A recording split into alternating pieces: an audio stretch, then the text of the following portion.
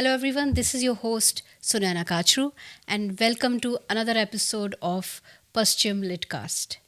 Today, we'll be speaking to a novelist, Shilpi Suneja. She has recently released her debut novel, and the title of the novel is The House of Caravans. It was really very interesting to talk to her and to know more about her journey, her life. And I am a firm believer that if you want to understand an author, a writer, or a poet, you should look at their debut releases or publications, because that is the most honest work that you will see from them. And that same holds true for Shilpi as well. The House of Caravans is inspired by the stories of her family. It is partly autobiographical, but partly also it documents the horrors that families had to endure during partition.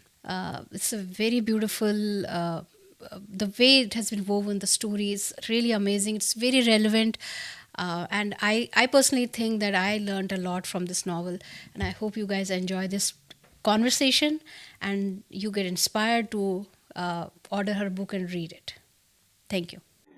So, Shilpi, welcome to the Pashchim Litcast. Thank you, Sunayana. I'm so thrilled to be here. I wanted to actually, we are here to talk about your book. I was very intrigued by the book. But before we get into the book, I wanted to actually ask you, we always say that don't judge a book by its cover, but then the cover is the first thing that people see when they look at a book. So how did you decide to name it The House of Caravans? And why did you pick this particular design for your book? Thank you for the question. So, House of Caravans, it is a story about partition, and one of the most recognized visuals of the partition of 1947 of South Asia is obviously the caravans of people moving along on their way from either India to Pakistan or Pakistan to India. But it's also a story about a family, about a house. So I wanted to wed those two ideas of that movement of caravans, but also a house that is chock full of those memories of those caravans, and how people still have that legacy of partition, right. And how we live with those memories, and how a house or a family is made with memories. Okay. That's interesting. And yes, the cover. So this is Pulkari. I should hold it up. Oh yeah, yes, you can see. So this is Pulkari, which is an embroidery from the Lahore region of Pakistan, and the cover artist who works on this, she actually suggested that we use Pulkari.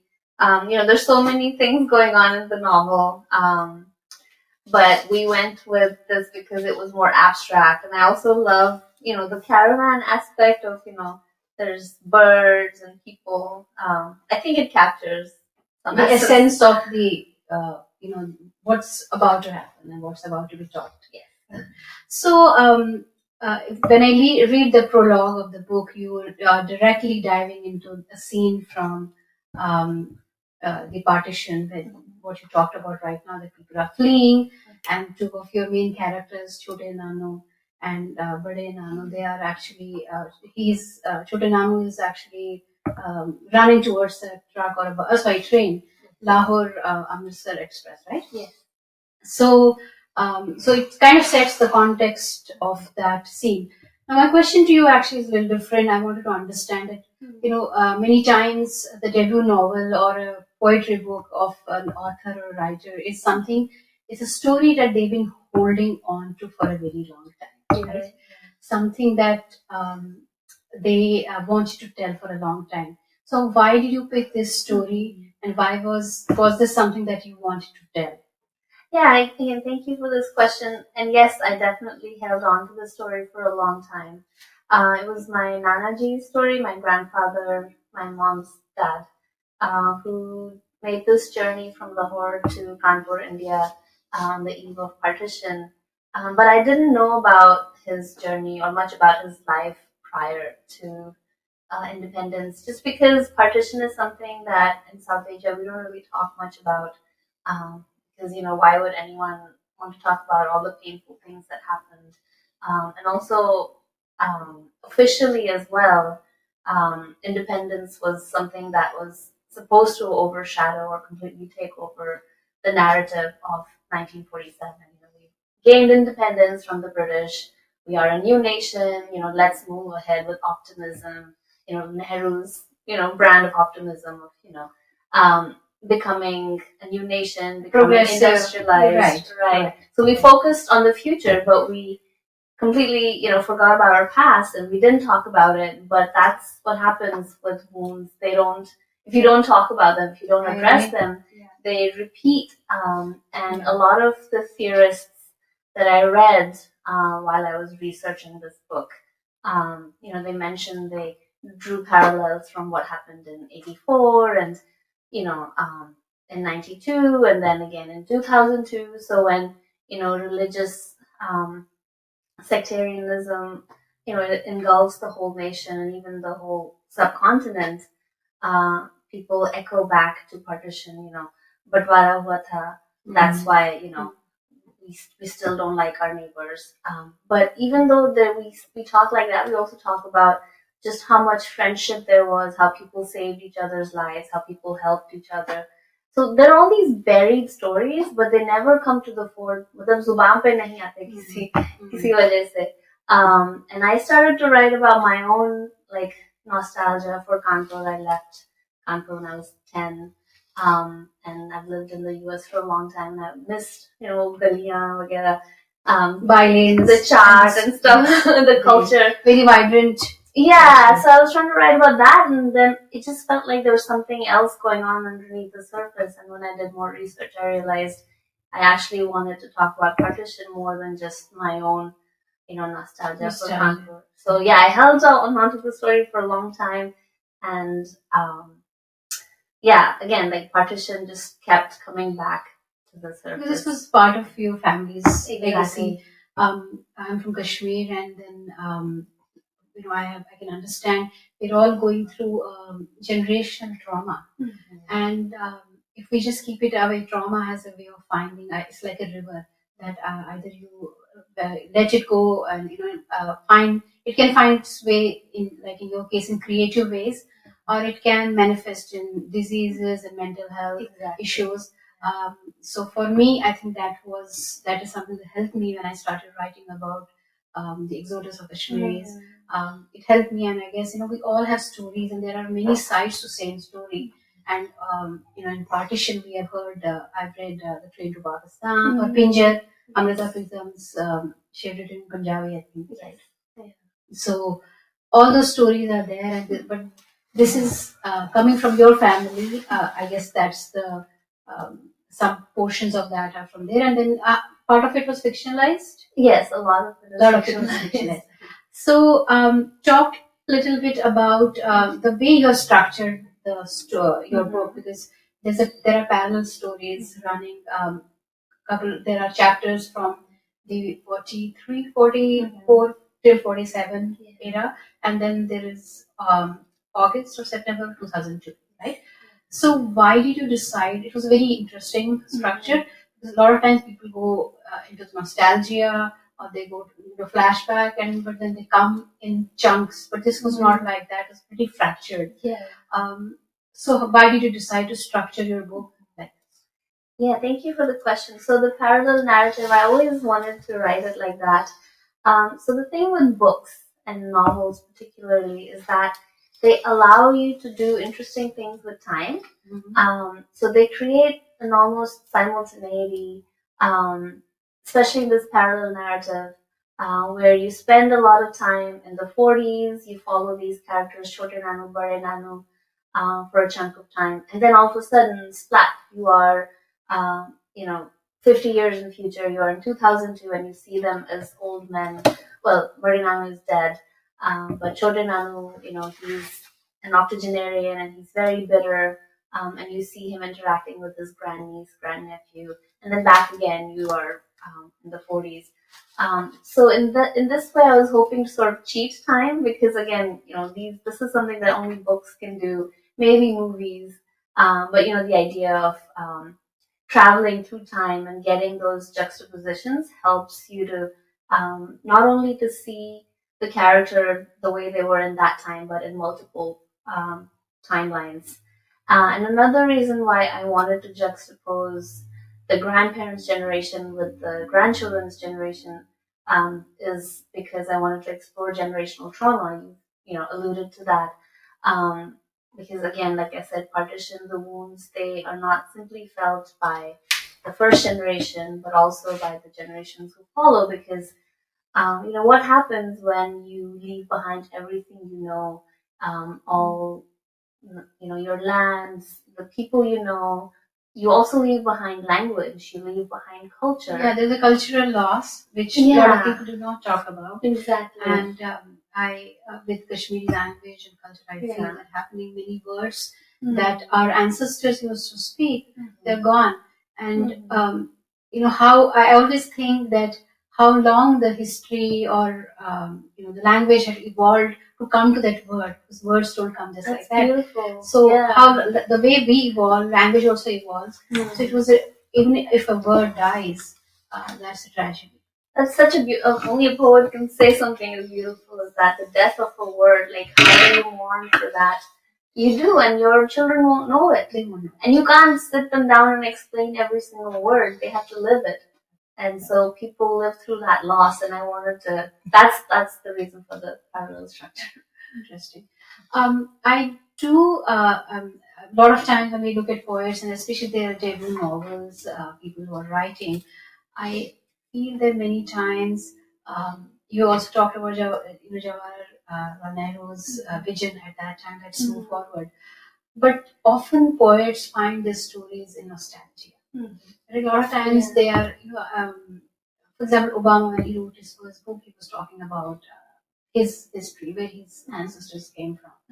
Now, for you, you've been living in the US for such a long time. Your education is here, your family is here.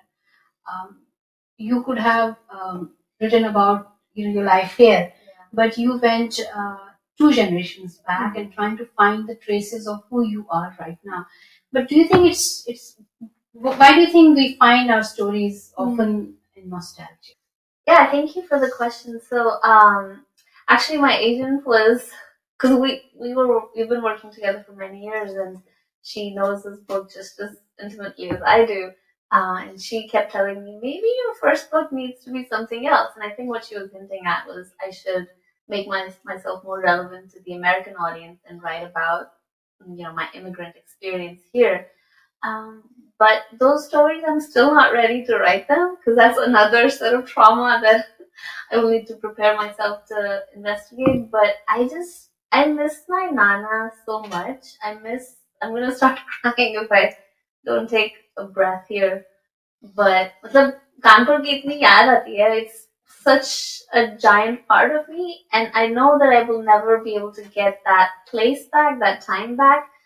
That's what the power of nostalgia is. It just makes you realize just how fleeting time is, and unless you sit down for years and years trying to recreate everything the way exactly as it was, you're going to forget it. So I was forgetting my childhood, and I think I already have.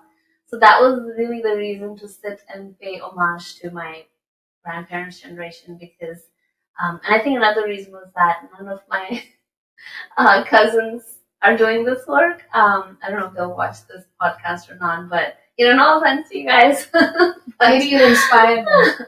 Yeah, I mean, I'm sure I'm sure because genetically they're definitely doing the work of carrying forward some information of and legacy of our grandparents. But this is my way of honoring them and preserving their way of life. Otherwise, kaun puchta hai?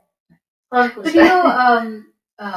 I think, as you said earlier, that you miss your grandfather so much. Maybe it's who you were with him.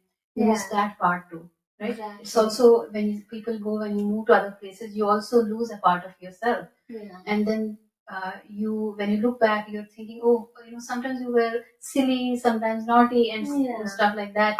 So it happens to all of us. Mm-hmm. Sometimes home is not just a place; it's a person. it's a It lot of is things together. people. Yeah, People. especially in South Asia. And I think that's what the great thing about South Asia is. We talk about, number one in the world with population. But what does that mean emotionally, right? Like, Paisa kyun jo ghazal hai, um, aaj bazaar mein pa bajawa chalo. I mean, that gets me crying all the time. And, when he says, in apna inke siwa aur kaun hai. So, again, like, who else would want to talk about, my grandma or my grandfather if I don't? Well, I felt the same way. I mean, when I lost my father recently, I felt that this was a person whose stories would take me back to Kashmir. That was like a shepherd for me. Now, this person is gone, so it's not just like another death. It's also you lose that your north star of which can lead you to your story of how you came into being. Um, Coming back to this interesting story of different characters, I do want you to read a portion of the book. It's very, yeah, there's a lot of imagery in that. I have read few of the partition novels as I mentioned earlier, but one of the things that I really liked in your book was it how you described Hira Mandi. Now, I had not known about Hira Mandi until I realized that Sanjay Leela Bansali is doing some series around Hira Mandi. That's the first time I came to know about Hira Mandi.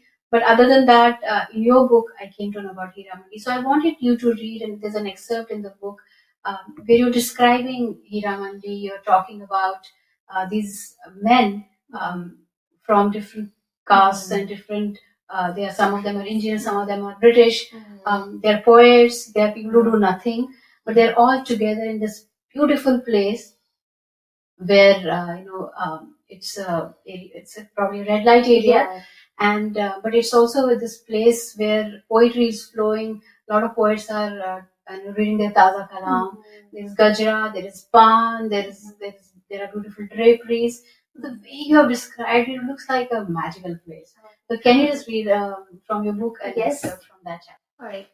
So this is from fairly early on in the book, so I won't lay it out too much. Chhote Nanu found it difficult to plan an assassination, while a certain lady colonized his mind.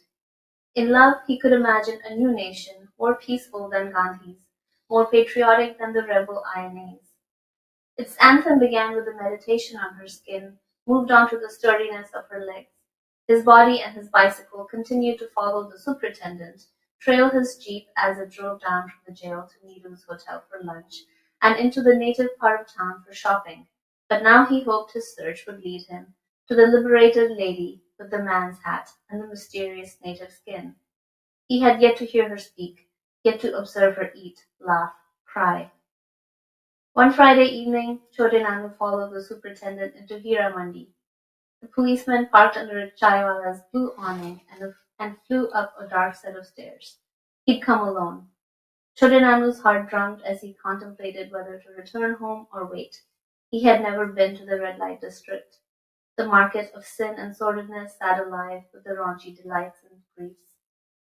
He couldn't look, he couldn't keep his eyes shut. The houses were an assemblage of mismatched thin and tall and squat and long havelis, trapped inside a narrow lane. Black, red, and blue balustrades jutted from the top floors and cast a morbid shadow on the passers-by, who ranged from well-dressed old Nawabs in elegant long black jackets to young Englishmen in bulbous, dusty khakis. Ruckus poured from the windows, whistles, claps, classical music, jazz. A man leaned out from one of the dingier balconies in the back and puked. A drunk Tommy nearly knocked Chhote Nanu off his bicycle and crashed into a horse's drinking pail. If his neighbors saw him here, he'd become the laughing stock of the mohalla. His father would likely twist his ear off. His mother would blame herself for rearing him so ill. He mounted his bicycle and turned in the direction of home, but then he heard a familiar tune from the English pictures. For Elise. What a beautiful melody. Chhote Nanu began to hum despite himself. He drew closer to the house from where the music came. On the neem tree that grew in the middle of the lane, he read a faded sign. To feed the axes, use prophylaxis. On the door behind which mutton had disappeared, a plaque read, The House of Nigar Khan. followed by something that looked like a license issued by the Imperial Police. Is this where she lived? A boy slipped past him and limped up the stairs bearing a plate full of rose-scented palm. The fat doorman with eyes like a bullfrog's nodded at the boy, but when Chhote Nanu tried to follow him, the doorman pulled him back and pointed him to the street. I have a message for the superintendent, Sahib, Chhote Nanu lied. The doorman paid him no mind. Go home before I break your legs. I'll stop there. Yes, it's very beautiful, and as I said, the way you described it, um, the way you have painted uh, Lahore and Hiramandi, even later when the family comes to India, the way you have described the Haveli where they actually settle, it's very, very detailed, and you almost feel like you're transported there. So let me just ask you a different. This is your debut novel, right? Mm-hmm. So a lot of people, as we talked earlier, that we all have stories that we want to tell. So if someone else wants to write a book or a story they have that they want to tell, what advice what should be their approach? What would be the first step that they have to take? I should ask you that question too, right? Like, what do you tell budding poets? I'm asking the question too. Yes. So I'll answer first. Hopefully you want to answer after me. But, what is your riyaz, right? Like, reading. Before you can write, you must read, and you must read widely. You must, and this is again because I've been studying in Hawaii where, indigenous literature and the indigenous way of looking at things just changes your perspective on the world. So everything can become text. Um, you know, your daddy's palms, the lines on them, the way she makes roti, or whatever is closest to you. Everything can be text, but actual texts also. So, to read one book, they say you have to read, at least 100. I probably read many more than 100. So, do your reading widely, grow as an artist, and regard a lot of things as text. I think that's the uh, advice that a lot of people have given me as well, that read a lot, because if you don't read, you tend to repeat your phrases, repeat your words, and the imagery that you want to create. So for you to understand things in a broader perspective, books are like small windows and doors to other worlds that beyond us. Right? So, so that is the advice I would have given to. I think one interesting thing that you said, which I had never heard before, is that everything's a text. Yes. Everything's a text. So that's really beautiful. How did you find an agent, and what was that process like? I got lucky in the sense that I had an agent before I'd finished my novel because, it's different for different types of things you're writing. So if you're writing a novel, you need the full finished draft. If you're writing essays, it's different. You just have to have a proposal. But yeah, I got lucky. I am part of a lot of writing groups in Boston. Thankfully, Boston is a very literary city. So I found my agent through Grub Street, which is a writing oriented community. Um, so yeah, so they should be part of different groups where they yeah, can exactly, yeah, yeah. So Yeah. see wherever you're living, you'll have writing communities. There'll be communities on Meetup, on Facebook, even on Craigslist. People post, and a lot of communities, they're online as well, so you can travel. And a lot of writers and agents, they will advertise in the sense that they'll be at a conference, something like the AWP, which is a big writing conference. It happens every year, so you can go there and you can submit your pages, and you don't even have to travel. You can go online and send queries. That's the general industry way of getting an agent. You send queries and then they ask for your manuscript. So, how long did it take you to write this book? Let's say from the time you decided that this is a story that you want to tell. How long did it take you to finish it? Way too long. Don't follow my example. Around 10 years. I started it in 2009, but I put it aside, and then I came back to it in 2015, and then it just takes, publishing is the slowest, like book publishing, the slowest thing unless you're like the president or someone already famous. So Was the writing part slower, or was the part where you were done and you wanted now an agent or you wanted to publish it? Which part was slower? I mean, the writing is definitely slower, but especially with something like this that takes a lot of research. References. Yeah, but also publishing takes time. By the time you find an agent, they'll take a year or so, or maybe less to sell your book, and then the publisher will then, they won't publish the minute they acquire it. They will publish it next year or 2 years down the road. So all of these things you cannot really control. So going back to your book, there was the way book ended. I don't want to say a lot about that, but it was very interesting take. It felt like it was, though there was a backdrop of partition, there was a backdrop of 9/11 as well. Mm-hmm. All of this is coming together, and people of different generations are trying to find their stories, and trying to heal through, through the generational trauma. But despite people having different ideologies in the family, it looked like they were forgiving.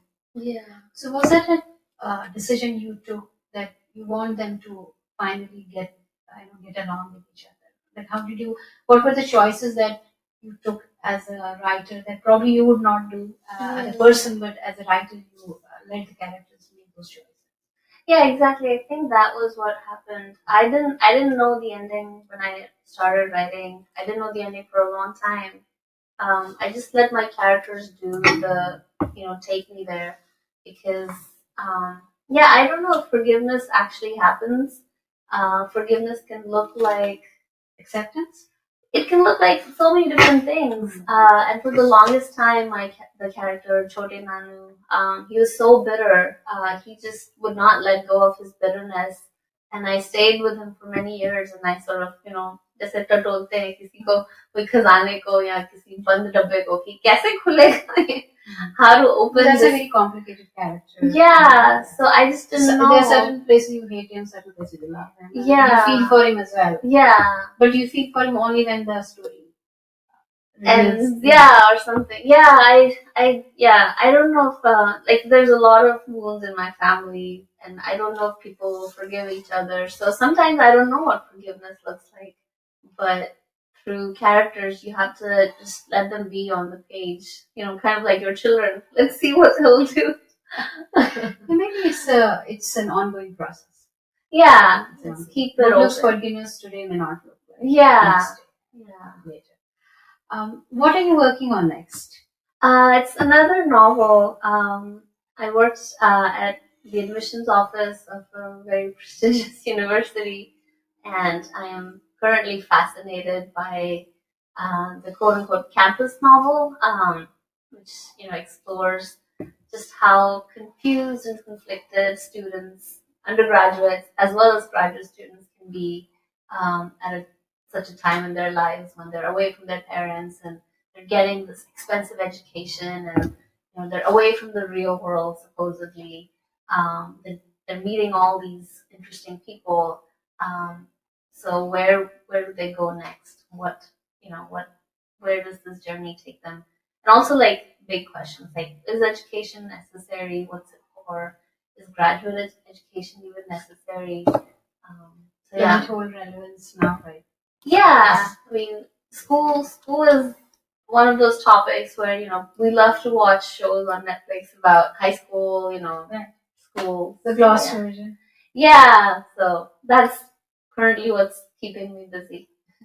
You're a young mother as well. Yes. And so how has that impacted you after you become a mother? How you look at life, or has it changed you as a writer? Yeah, it's harder to find time to write, but it's only been 10 months, so I still have to figure it out. How mothering has changed me. I hope it's making me a better person. We'll see. One of the reasons that we connected is because of your mother, who's a poet as well. Talk to us a little bit about how her journey as a human being or as a poet has influenced you. Oh God, my mom is. um, yeah, she's sacrificed a lot for me. And not just, it's hard to talk about your mother without you as the reference, but, if I were to evaluate her artistic endeavors, I think she has this amazing ability to create poetry out of nothing in just like 5 minutes. She'll be sitting and, the page will be covered with beautiful words. Um, and it's her, I think this morning we were talking about, it's her superpower that she doesn't complain much. Whatever life throws at her, she is able to take it with equanimity. And I don't know if it's a word in Hindi or Sanskrit, but it is in Marathi. It's called Sthita Prajna, which I think a lot of like the older generations have it. They'll be happy no matter where they are, and I think my mom has that quality. So I don't have it, but I definitely admire her for it. And she's growing as an artist, and it's one of my missions in life to give her the time to grow and keep growing and keep performing in Hindi and English. Wonderful. So, as an artist, you had a different connection with her, but as a daughter, you had a different connection. I do because she makes me her editor a lot, and it's a nerve-wracking thing to do to edit your mother. Yes, but I try to be exacting. I tell her that she needs to work on her meter. But she has her own voice, as you said. Yes, own experience, and that I think we can only guide each other. Yeah. Eventually, we have to find our own voice. Yeah, it's hard to student your mother, but that's the thing with immigration. I don't know if you had this experience, but the roles are reversed. Like, I had to be the parent in a lot of ways for my mom. Like, I taught her driving. When you have to fill some form out, you have to do it. So that kind of thing. It makes sometimes you wonder who's the parent here. This role reversal happens no matter where you are. But of course, when you're immigrating in another country, the language and culture, I'm sure she understands English. Oh, she taught me English. Yeah, but it's just that sometimes it's the confidence is not there, and they just need that. Yeah, they just don't want to make mistakes. I don't know if you've seen that movie English. Yes. Ordering their coffee. Oh my God! I cannot watch that scene. Yeah, it's very hard because when I came to US in 2000, I was a single lady, and I came to US. I was working in Manhattan. I remember ordering coffee and not knowing what I ordered. I just drank whatever that lady gave me because I could not explain to her. Until that time, I thought I had good English. Yeah, that's the litmus test. Because there's so many choices. We're so too many choices. Yeah. Unnecessary. I do want to end our conversation with one question that now we have such a huge South Asian population in the US and other countries as well. As you said earlier, that your agent kind of was questioning. This is the first story you want to tell. A lot of South Asians have these stories that they have inherited as an heirloom. Yeah. Right?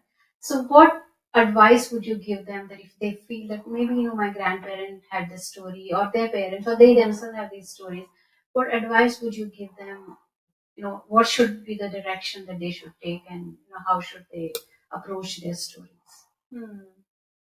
Well, first of all, like with being an artist, you have to know your medium well. Like, you have to study what medium you're working in. Are you a visual artist? Are you a musician? Again, thanks to the vibrant community of Boston, in South Asian community, I mean, there's so many terrific musicians that I have observed and been friends with. Classical, and they're doing all kinds of things with punk rock. There's something now called post-colonial punk rock. I'm sure you know those artists, and I've heard them perform. And so again, they know their medium really well. They know punk rock really well, and how liberating for South Asian children to learn punk rock, right? So know your medium, study your artists, pay homage to your influences. They may be black, they may be white, they may be indigenous. So, welcome influences from all around you, and you will find your way to your South Asian story, your South Asian root. But study your instrument really well, whether it's the brush, whether it's the guitar, whether it's, words. Study your influences, and again, remember everything is text. And, what your mother says to you in her broken English is just as much of a valuable text as, Joyce's Finnegan's Wake. So, I think a lot of times people have this question is that why would, let's say, non-South Asian, why would an American be interested in House of Caravans? Yeah.